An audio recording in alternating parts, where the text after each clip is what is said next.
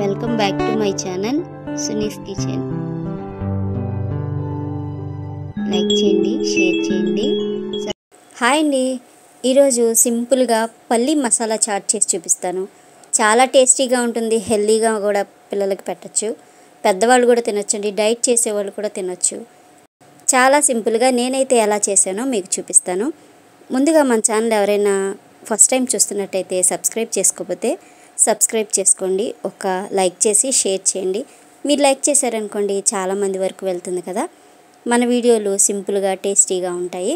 చూడండి, నేను పల్లీలు, ఒక కప్పు పల్లీలు, ఒక చిన్న ఉల్లిపాయ సన్నగా కట్ చేసి పెట్టుకున్నాను, ఒక నిమ్మకాయ, ఒక 2 పచ్చిమిర్చిని సన్నగా కట్ చేసి పెట్టానండి, ఒక క్యారెట్ని ఇలా తురిమి పెట్టుకున్నాను, టమాటా, అలాగే ఉప్పు, కారం, అలాగే చాట్ మసాలా, ఆమ్చూర్ పొడి, ఇవన్నీ రెడీ చేసి రెడీగా పెట్టేసుకోండి. ఈ పల్లీల్ని మనం నైట్ అంతా నానబెట్టుకోవాలి.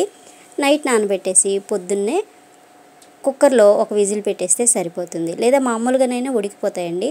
ఈవినింగ్ చేసుకోవాలనుకోండి, పొద్దున్న నానబెట్టేసి సాయంత్రానికి ఇలాగా ఉడికించేసేయచ్చు. చక్కగా ఒక పెద్ద బౌల్ తీసేసుకోండి, ఆ బౌల్లోకి ఈ ఉడికించిన పల్లీలు వేసేసుకోండి. చూడండి, చాలా సింపుల్గా చేసుకోవచ్చు, టేస్ట్ కూడా బాగుంటుంది. పిల్లలకి సాయంత్రం పూట చాట్ తినాలనిపిస్తే ఇట్లా చేసి పెట్టేసేయండి, హెల్దీ కూడా కదా. అలాగే పెద్దవాళ్ళకి కూడా చాలా బాగుంటుంది.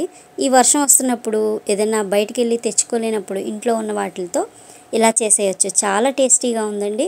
నేనైతే సింపుల్గా చేశాను, ఒక్కొక్కటిగా వేసేసుకున్నానండి. పల్లీలు, అలాగే క్యారెట్, ఉల్లిపాయ, టమాటా, ఇంకా ఇప్పుడు మనం మసాలాలు చూపించాను కదా, అన్నీ ఒక 1/2 స్పూన్తో వేసేసాను.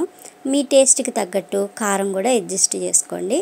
చూడండి, ఇప్పుడు ఇవి వేసేసిన తర్వాత ఒక 1/2 స్పూను ధనియాల పొడి వేసుకోండి, ఒక 1/2 స్పూను వేయించి పొడి చేసిన జీలకర్ర పొడి కూడా వేసేసుకోండి. ఇప్పుడు మనం వేసిన మసాలాలన్నీ కలిసిపోయేలాగా చక్కగా ఇలా కలిపేసుకోండి నీట్గా. చూడండి, చాలా సింపుల్ కదా.